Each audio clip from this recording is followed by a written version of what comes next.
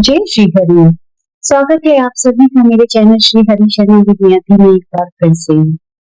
सावन में अपने आने की आहट तो हम सबको दे ही दी है और सावन के आने के साथ ही जो माहौल होता है वो पूरी तरीके से शिवमय होने लगता है। हर तरफ हर रंग शिव के रंग में रंगने लगता है। सावन के आने के साथ ही जितने भी शिव भक्त होते हैं वो अपने अपने तरीके से भोलेनाथ को प्रसन्न करने के लिए उनकी पूजा, उनकी आराधना, उनकी सेवा के लिए अपने अपने ढंग से प्लानिंग स्टार्ट कर देते हैं। शिव जी हमारे भोलेनाथ एक बहुत ही स्पेशल भगवान है। स्पेशल इसलिए क्योंकि ये एक अकेले ऐसे भगवान हैं जो अपने पूरे परिवार के साथ, अपनी पत्नी के साथ, अपने बच्चों के साथ, यहाँ तक कि अपनी सवारी नंदी के साथ भी पूजे जाते हैं। अब देखिए, श्री राम जी और सीता माता की पूजा कभी लव कुश के साथ नहीं होती, श्री कृष्ण की पूजा कभी भी उनके बच्चों के साथ नहीं होती है, लेकिन भोलेनाथ शिव जी इस मामले में सबसे अलग है। उनका परिवार हमेशा उनके साथ रहता है और शिव जी को जो भी पूजा, जो भी सेवा मिलती है, उस सब में उनका परिवार उनका सहभागी होता है। शिव जी जब तीनों देवों में से एक है तो उनके परिवार का दिव्य और अलौकिक होना तो स्वाभाविक सी बात है, लेकिन इसके बावजूद भी ये परिवार बहुत हद तक हमारे परिवारों जैसा ही है। शिव जी जो आदि योगी है, सन्यासी है, कि जब उन्होंने शादी की तो पूरी निष्ठा से एक गृहस्थ पुरुष के रूप में अपना कर्तव्य निभाया।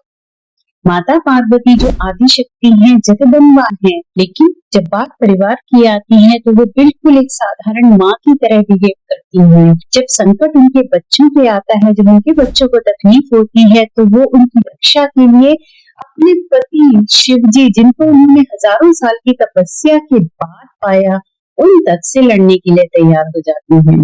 घर का जो बड़ा बेटा है वो धीर है, गंभीर है, साहसी है, बहुत बहादुर है, देवताओं की सेना का सेनापति है, जिसका जन्म यानी कि कार्तिकेय भगवान का जन्म ही एक विशेष उद्देश्य से, एक विशेष राक्षस को मारने के लिए ही हुआ है। लेकिन जो छोटा बेटा गणेश जी है वो खास तौर से अपनी माँ को ज्यादा प्यारा है, बहुत प्यारा है, नटखट है, चंचल है और उसके पेरेंट्स का जो सॉफ्ट कॉर्नर है वो उसी की तरफ है। ऐसा ही तो हमारे परिवारों में भी होता है। जब कार्तिकेय भगवान और गणेश जी यानी कि दोनों भाइयों ने प्रथम पूजनीय होने के लिए अपने पेरेंट्स के सामने परीक्षा दी तो इसमें गणेश जी ने थोड़ी चतुराई से काम लिया और प्रथम पूजनीय होने की पदवी उन्हें मिल गई। इस बात से कार्तिकेय भगवान थोड़े नाराज हो गए और घर छोड़कर चले गए। छोटा बेटा चाहे कितना ही प्यारा क्यों न सही, लेकिन माँ बाप के लिए उनका बड़ा बेटा बहुत बड़ा सपोर्ट होता है और उसके लिए उनके मन में हमेशा एक स्पेशल जगह होती है। उससे उन्हें एक स्पेशल तरीके की उम्मीद होती है जो कि छोटे बच्चों के संग कभी भी नहीं हो पाती है। अब अगर कार्तिकेय भगवान नाराज होकर कैलाश से चले गए थे तो क्या माता पार्वती और शिव जी उन्हें ऐसे ही छोड़ देते? नहीं। कार्तिकेय भगवान जब कैलाश पर्वत से नाराज होकर निकल आए तो थोड़े समय के बाद शिव जी और माता पार्वती उन्हें मनाने के लिए आए और भगवान शिव और माता पार्वती ने आकर उस जगह पर अपना एक टेम्परेरी घर जैसा बनाया जहाँ पर उस समय कार्तिकेय भगवान रह रहे थे।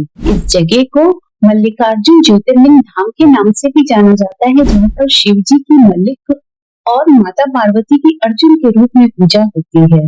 माता, पिता और दो बेटों के साथ साथ इस परिवार में एक बहन भी थी जिसका वर्णन बहुत कम जगह आता। तो ये थी शिव परिवार के बारे में थोड़ी सी जानकारी का पार्ट 1। शिव परिवार के बारे में आगे की चर्चा करेंगे इसी वीडियो के पार्ट 2 में।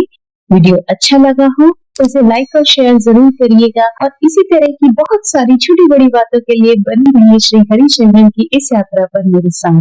Till then, take care and stay happy.